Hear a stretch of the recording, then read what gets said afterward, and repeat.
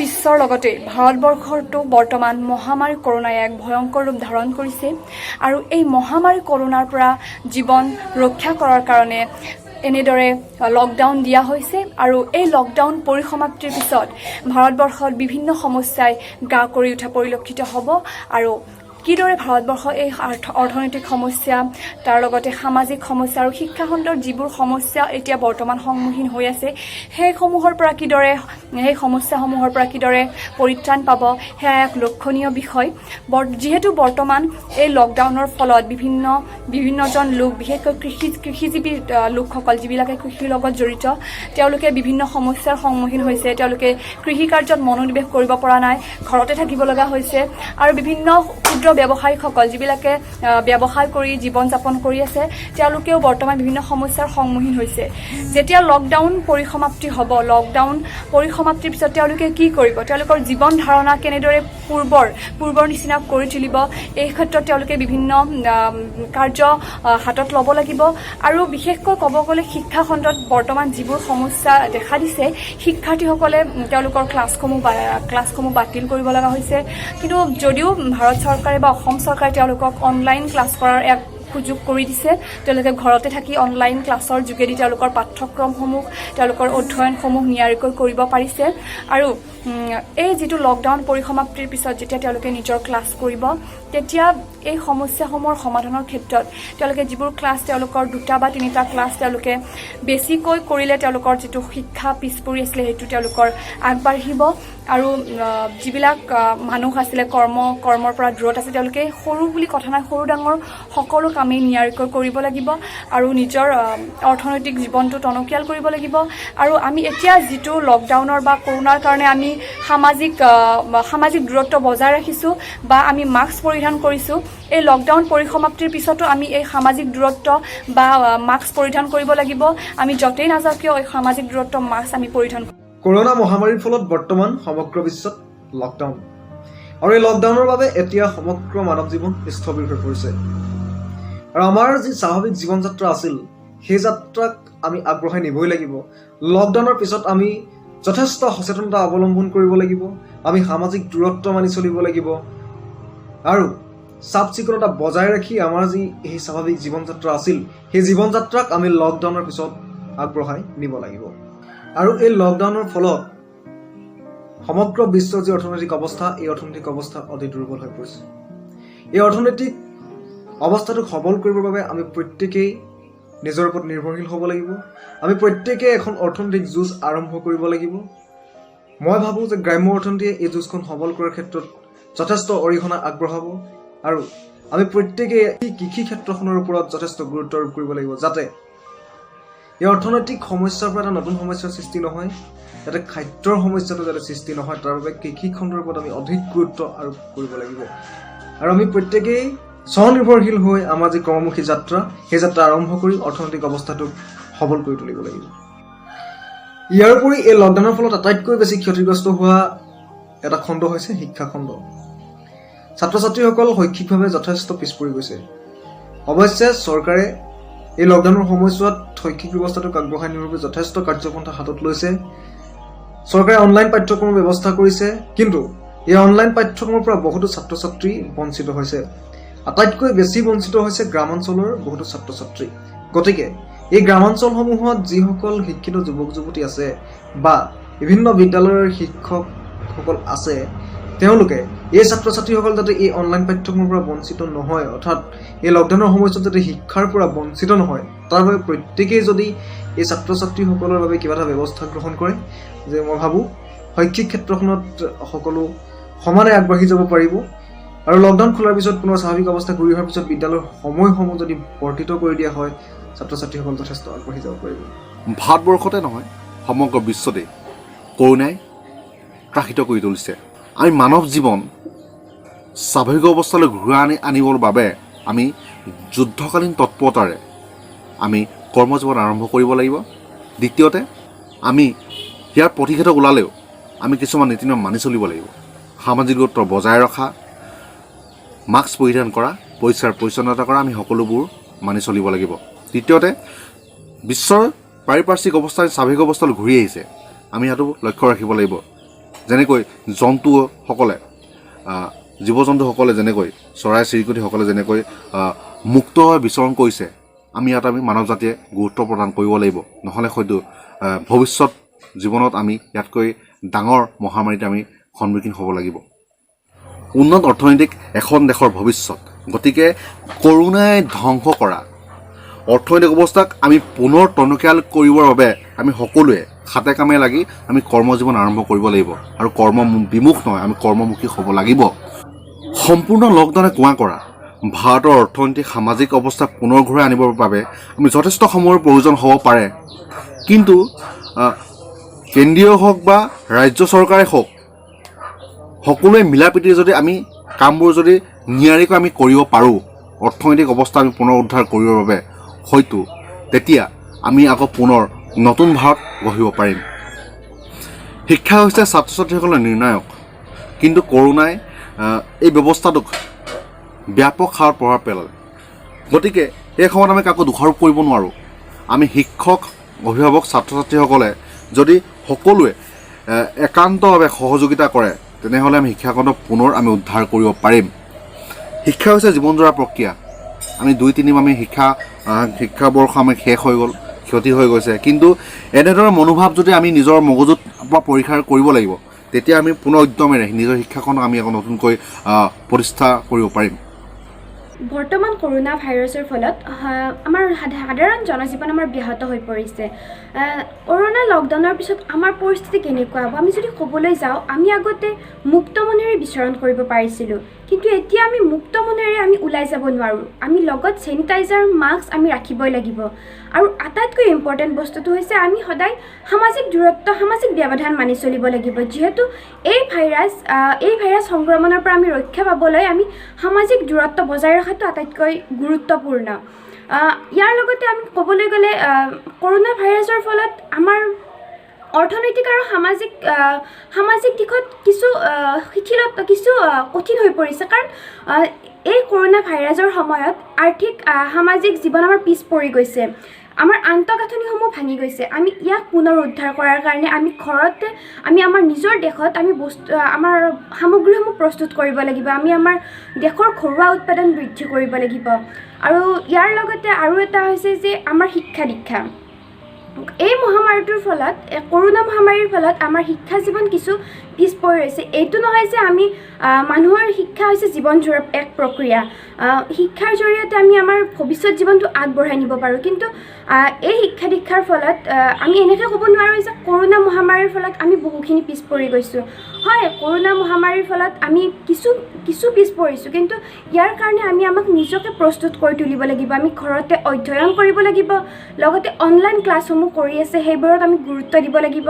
যেতিয়াই কৰোণা মুক্ত হ'ব বা যেতিয়াই লকডাউন শেষ হ'ব, তাৰপিছত আমাৰ মানৱ সভ্যতাৰ কি হ'ব বা মানৱ সভ্যতা কেনেদৰে আগবাঢ়িব, আৰু তাৰ লগতে শিক্ষাৰ কথাটো আহি পৰিছে, সামাজিক আৰু অৰ্থনীতিৰ উত্থান পতনৰ কথাটো আহি পৰিছে। গতিকে চাওক, মানুহে এটা নিৰ্দিষ্ট জীৱনশৈলী থাকে, সকলোৰে দৈনন্দিন কাৰ্যসূচীৰ মাজত আমি সময়বিলাক অতিবাহিত কৰোঁ, সকলোৰে এখন দৈনন্দিন ৰুটিন থাকে। গতিকে এই লকডাউনৰ সময়ছোৱাত সেই যি দৈনন্দিন কাৰ্যসূচী, সেই কাৰ্যসূচীসমূহৰ পৰা মানুহ বিৰত থাকিবলগীয়া হৈছে। গতিকে আচলতে বৰ্তমান সময়ত মানুহ খুব ব্যস্ত হৈ থাকে। গতিকে যিখন ব্যস্ত বিজি শিডিউল বুলি কোৱা হয়, যিখন ব্যস্ত তালিকা মানুহৰ দিনটোৰ কাৰ্যসূচী, সেই তাৰ পৰা মানুহে এইকেইদিন বিৰত হৈ আছে। গতিকে লকডাউন খোলাৰ পিছতে হয়তো আকৌ সেই আগৰ পৰিৱেশ ঘূৰি আহিবৰ কাৰণে আমাক বহুত সময় লাগিব। আৰু কোৱা হৈছে অৰ্থনীতিৰ কথাটো, কাৰণ এতিয়া অকল ভাৰত বুলিয়েই নহয়, পৃথিৱীৰ প্ৰত্যেকখন দেশ য'ত কৰোণাই সংহাৰীৰ ৰূপ লৈছে, তেনে ক্ষেত্ৰত প্ৰতিখন দেশতে অৰ্থনৈতিক অৱস্থা অতিকে শোচনীয়। গতিকে অৰ্থনৈতিক অৱস্থাটো পুনৰ যদি আগৰ পৰ্যায়লৈ ঘূৰাই নিবলগীয়া হয়, যথেষ্ট কষ্ট হ'ব, যথেষ্ট সময় লাগিব। তথাপি আমি ধৈৰ্য ধৰিব লাগিব সেইখিনি সময়ৰ কাৰণে।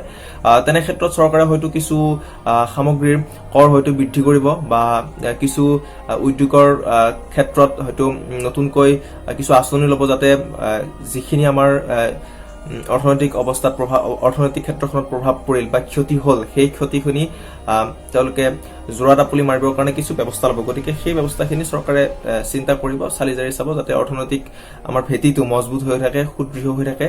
আৰু যিহেতু লকডাউনৰ ফলত শিক্ষা প্ৰতিষ্ঠানসমূহ বন্ধ হৈ আছে, শ্ৰেণীসমূহ কৰিব পৰা নাই, গতিকে তেনে ক্ষেত্ৰত শিক্ষাৰ্থীসকল বা ছাত্ৰ ছাত্ৰীসকল শিক্ষাৰ ক্ষেত্ৰখনত যথেষ্ট পিছ পৰি ৰৈছে।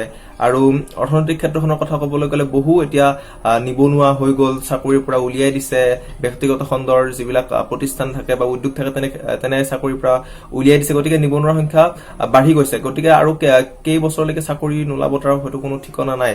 আৰু তেনে ক্ষেত্ৰত শিক্ষা যদি আমি এতিয়া শিক্ষাৰ ক্ষেত্ৰত যদি আমি পিছ পৰি থাকো, তেতিয়াহ'লে আৰু নিবনুৱাৰ সংখ্যা হয়তো বাঢ়িব। গতিকে তেনে ক্ষেত্ৰত লকডাউন যেতিয়া খুলিব বা কৰোণা মুক্ত হ'ব, যেতিয়া স্কুল সমূহ খুলিব, তেতিয়া আমি এনেকুৱা ধৰণৰ ব্যৱস্থা কৰিব পাৰো নেকি যাতে আমাৰ পাঠ্যক্ৰমখিনি আমি সোনকালে শেষ কৰিব পাৰো, আৰু আগৰ পাঠ্যক্ৰমখিনিকে আমি যদি সংকুচিত কৰি আমি শ্ৰেণীত অধিক সময় দি সেইখিনি আমি আগৰ যিখিনি আমাৰ সময় যিখিনি কৰোণাৰ কাৰণে আমি ক্লাছ কৰিব নোৱাৰিলো বা শ্ৰেণীসমূহ নহ'ল, সেইখিনি যদি আমি পুনৰ পূৰ কৰিব পাৰো, আমি তেনেকুৱা এটা পদ্ধতি ল'ব পাৰো নেকি, তাৰ বিষয়ে চিন্তা চৰ্চা কৰিব লাগিব।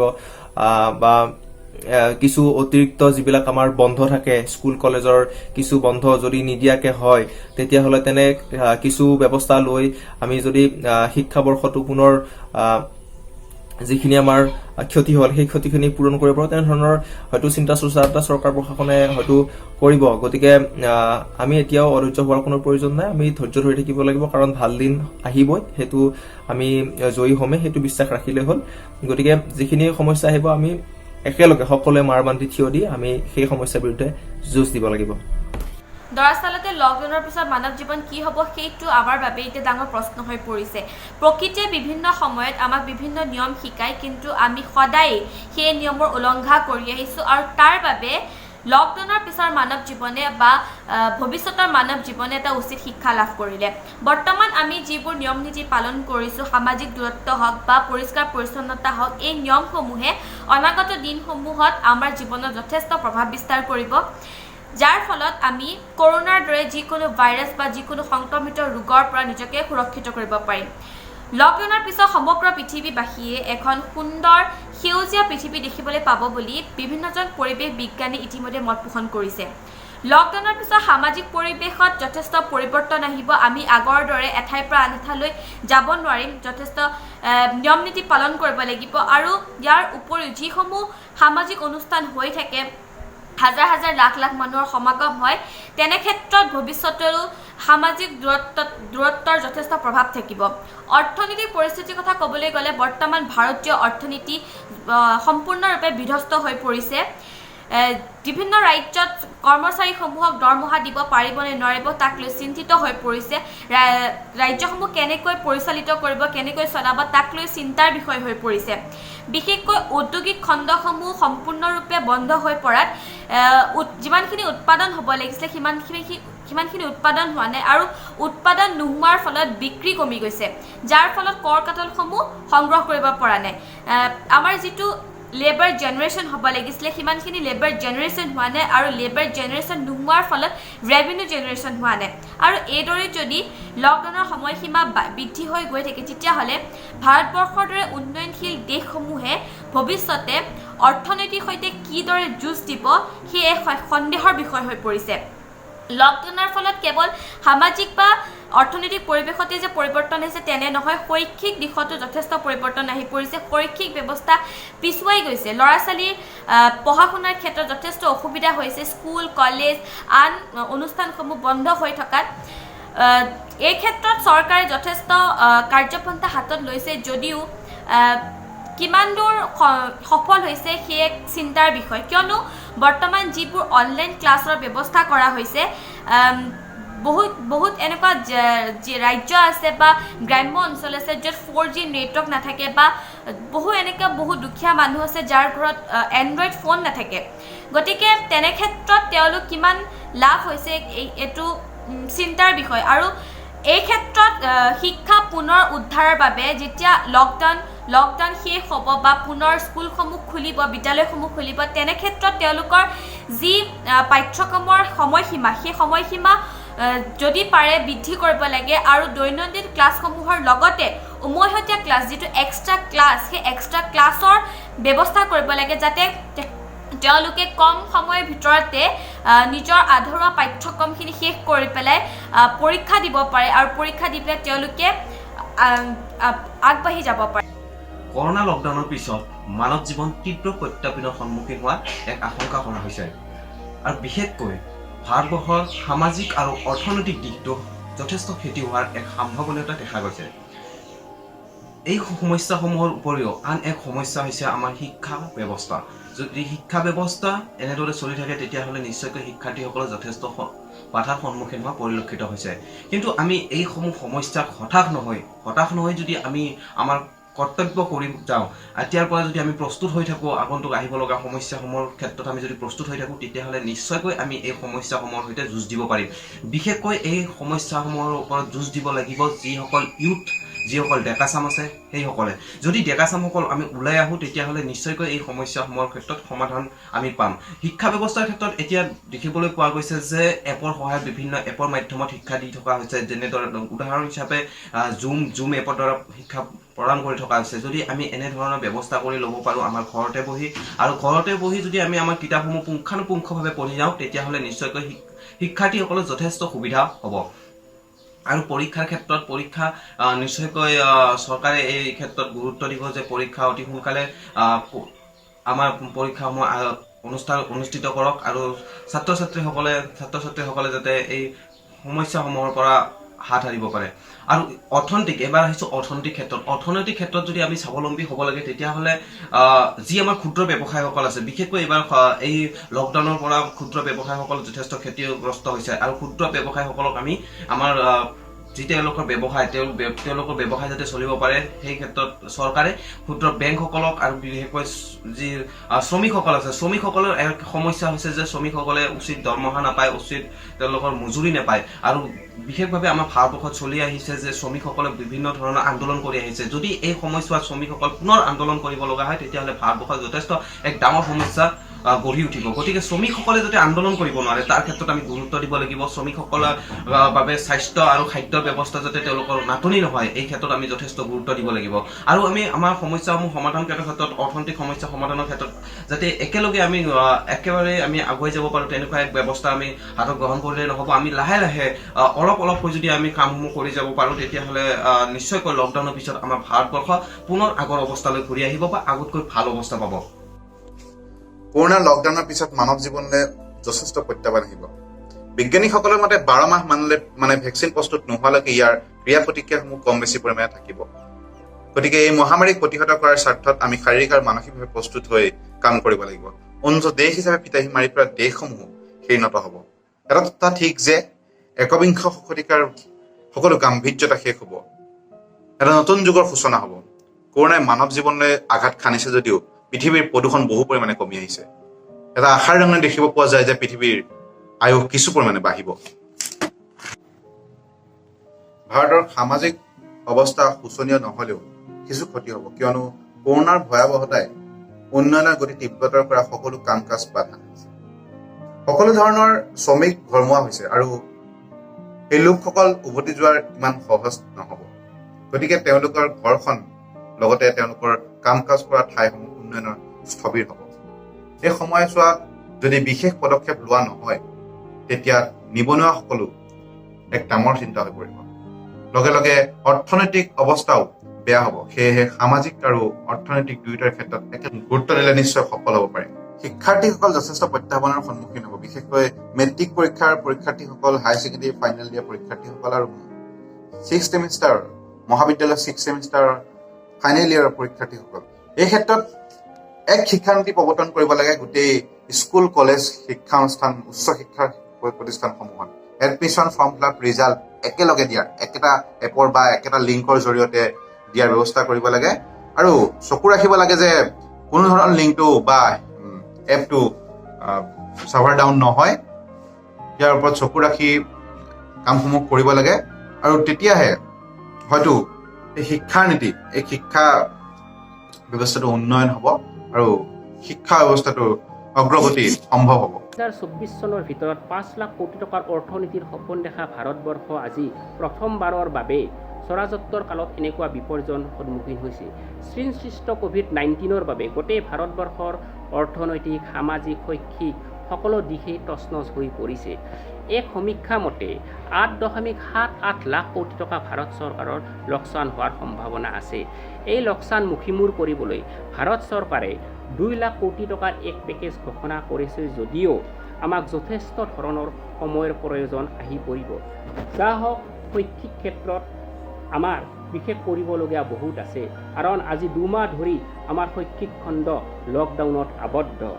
এতিয়া আমি প্ৰথম কাম হ'ব আমাৰ যি চিলেবাছসমূহ আছে সেই চিলেবাছসমূহ হয়তো আমি শ্বৰ্ট টাইমত শেষ কৰিব লাগিব, নাইবা ছিজন যিটো আমাৰ শিক্ষাবৰ্ষৰ পৰিৱৰ্তনৰ প্ৰয়োজন আহি পৰিব। এতিয়া বিশেষকৈ অসম চৰকাৰে এক বিশেষ পদক্ষেপ লৈছে। সেই পদক্ষেপ অনুসৰি যদি শৈক্ষিক বৰ্গসমূহ পৰিৱৰ্তন কৰা যায় তেতিয়া হয়তো আমাৰ বিদ্যালয় বা মহাবিদ্যালয়সমূহে এক সকাহ পাব। এতিয়া কথাটো হ'ল কি যে শৈক্ষিক খণ্ডৰ যি পৰিৱৰ্তন সেই পৰিৱৰ্তনে কিমান দূৰ প্ৰসাৰী আমাক সুবিধা প্ৰদান কৰিব পাৰিব শিক্ষা খণ্ডত ছাত্ৰ ছাত্ৰীৰ লগতে শিক্ষকসমূহক, তাতো এক ধৰণৰ কথা আহি পৰিব পাৰে। এতিয়া কোভিড-19ক লৈ যি চৰ্চা চলিছে বিশেষজ্ঞৰ মত অনুযায়ী লকডাউন বৃদ্ধি কৰাৰ পুনৰ সম্ভাৱনা আছে, আৰু যদি সেই সম্ভাৱনা বাঢ়ে তেতিয়াহ'লে আমাৰ সামাজিক অৰ্থনৈতিক অৱস্থা আৰু বেয়াৰ দিশে গতি কৰিব পাৰে। সেই হেতুকে আমি স্বনিয়োজন হোৱা অতি প্ৰয়োজন। আমাৰ ডেকা চামখিনি লগ হৈ খেতি বাতি কৰাৰ অত্যন্ত প্ৰয়োজন। ঘৰুৱাভাৱে হওক নাইবা সামাজিকভাৱে হওক আমি স্বনিয়োজনত আত্মনিয়োগ হ'ব লাগে। I'd like to say some few things in this very crucial period of time, the things that are being mostly hampered. Firstly, the student's life, and secondly, our economy. Firstly, I'd like to say that the student's life is being mostly hampered, as we all know that the schools are being closed, the colleges are being closed, and this is giving very much lacking behind for their studies. Firstly, the students are not being able to go to their colleges and schools. So how to overcome with it? I would like to say something. Firstly, we can overcome this problem, or we can overcome our lacking behind studies. Firstly, we can do one thing. We can go through our books properly. We can go through our online classes properly that is being conducted by the schools or by the government. As we all know that the government is also providing the online classes through some apps. So I would like to say to every student, so collect the study materials from it and study properly. And those who don't have this kind of Android phones with them, so I'd like to say that to go through your books properly, go through your study materials properly, and I think this way you can overcome with your lacking behind studies. Secondly, I would like to say that the most important thing is the economy, the economic lacking behind. The economy, as we know that India is already being in a backward state. So due to this coronavirus, the farmers or the small scale industries is not being able to overcome with it, or they are not getting the amount of money which they are being earning to their day-to-day lives. So I would like to say that this might be overcome with it by the funds or the reliefs that are being provided by the government, or the government might provide to them by special offers and special packages, and especially the loans which had been taken by them from the banks, the interest debt which they are paying, I think that might be stopped, and this might how they might overcome with their problems. And gradually after this coronavirus problem, I think and I hope that this impact might not be fallen again, and this might help to overcome with our society and overcome from the whole world. Lastly, I would like to say that stay home and stay safe, as this is the only way to overcome with this virus. And lastly, I would like to say that keep your surroundings clean, as before we are not aware of the social distancing and also not aware of the cleanliness of our society. So nowadays people are being aware with it, and this is seen to be much happier than it. So I would like to say that stay home and stay safe, keep your surroundings clean, keep yourself clean to overcome with this virus. And again, students might go to their schools and colleges, our economy might grow gradually, and people might have a stay safe and a greenery world again.